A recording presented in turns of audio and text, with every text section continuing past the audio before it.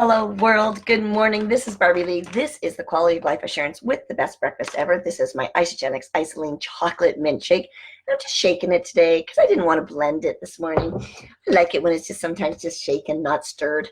That's James Bond for those of you that never watched James Bond. All right, we are here talking about the 150th healthiest foods on earth. Ice.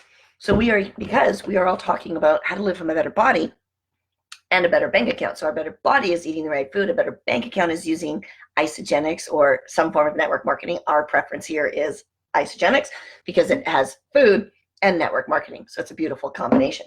So today we're talking about holy mackerel, right? So mackerel is a fish, just in case you didn't know what it looks like. There's what it looks like. All right, so we're still in our fish and seafood chapter.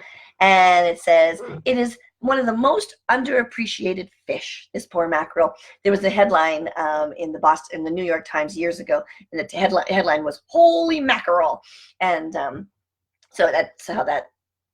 I guess that's how that statement became famous.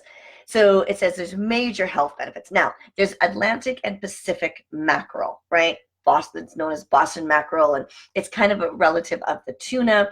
And the Atlantic mackerel is found in the Atlantic cold waters, obviously, and it can live up to 17 years. These fish, right? They live in huge schools, and it's just and it says New England before 1870, all the mackerel caught in New England waters were salted on board and sold that way in Boston because it gets a really fishy flavor if it's not on ice or salted. So it's describing mackerel as a sleek and oily fish, and you get it canned or whole or filleted or eaten as steaks. And Atlantic mackerel is used in sashimi and as in wahoo and subtropical fish with delicate flavor that are also known as ono, and is a very close relative of the king mackerel. So in mackerel itself as a fish, I just totally moved my computer. It says it's one of the best seafood choices because it is very high in omega-3 fatty acids, but it also has low environmental contaminants. And that's one of the considerations and concerns with fish today, right, is the environmental contaminants. But it says that roughly 20 grams of protein and plenty of good healthy fat.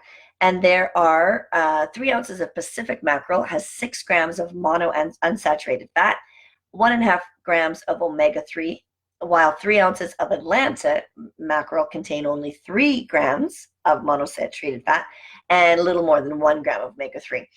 But they both are great sources of cancer-fighting selenium and providing more than 50% of the daily recommended value.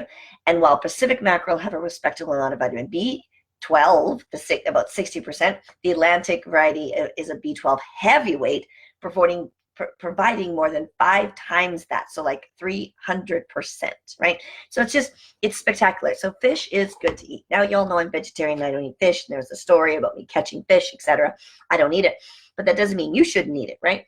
So the point is about food is really getting educated on what you eat and how you eat it, right? So if you're going to eat the fish, make sure that it's caught well. It's not from one of those farmed factories. It's a fresh fish, that kind of thing. If you're going to eat meat, the wilder the meat or the more organic, the more grass-fed, because that's where the meat gets its nutrients, is from grass, right? And so it's all about making the right choices when you eat. So I choose not to eat fish. That's my choice. But I have a lot of other things in my world that give me everything that I need. So make good choices. That's the best advice for the day. Make good choices. We'll see you next time.